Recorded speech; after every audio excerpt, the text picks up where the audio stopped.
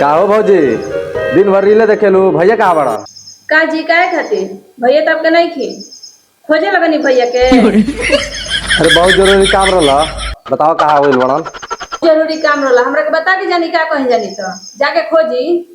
आपके भैया कहाँ गइल बनी हमरा के नहीं के पता। खैनी आ खाओ के कहीं गइल नहीं। ठीक है बाटे, हम खोज ले। रील देखा तू जा तने हम पे साथ no, no, no, no.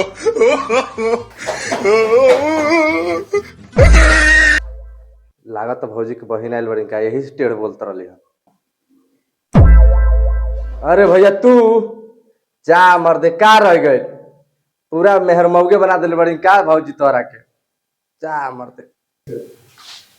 अरे साला तो नहीं तू आ आगे बढ़ेगा रे। तेरा के लोग तक नहीं तब जतने नहीं बोले तो कुछ बोल रहा रे। देखो तानी सार तू भौजी के ब्लाउज फींच तड़ा के साया में माया लगावा तड़ा। रुका तुम्हारे को वीडियो बना लेता नहीं, भौजी बहुत रील देखेली। रुक जा।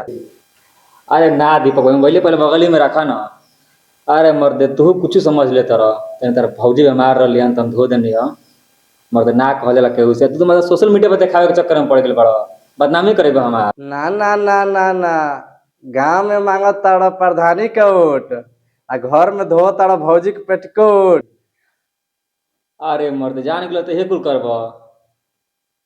चला जाए दे मर्दे इतना ही। अब जाने के लिए बड़ा तो छिपा ले करा के। भाग मर्दे, बहुत दिन बाद तो मौका मिलल बाटे। ये मौका पर चौका ना मारो तो हम मर्दे कैसन। अरे साला तना ही एकदम तू छेछड़े बाड़े। तमकी से का देख ले कपड़ा धोत और पूरा गांव में ढिंडूरा पिटत रे। छोड़ साला तना चल तेरे भौजी के हाथ का बांग्ला बहुत बढ़िया चीज तो खियावत नहीं है बरा उस देबे चल। रहे दो देखा तनी तू भौजी के हाथे कितना खाता और कितना मोटा तड़ा। रहे दो हम चलनी अब।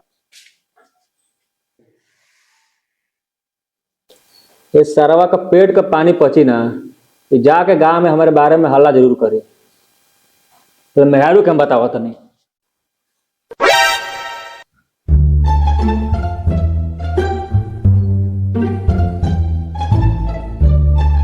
जय हो बजरंग बली, आज मेहरारू से लड़े में हमारी मदद करिए।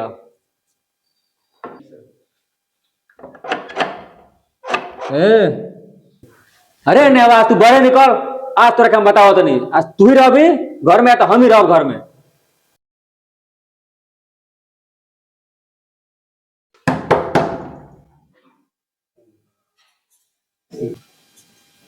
का हो हां कौन चीज लौटल बनी मारो काम रे। अरे वो ना ना ना हम कहत रहनी कि लौड़िया पर कपड़ा पसार देबो ठीक रही ना। लौरिया पे पसारी चाहे अपन मुड़िया पे पसारी हमरा से ये इजाजत मांगे नहीं है का। ए सारा बात नहीं हमारे कर में फुटल बाकी ऐसे मेहरारू पहले बनी हम।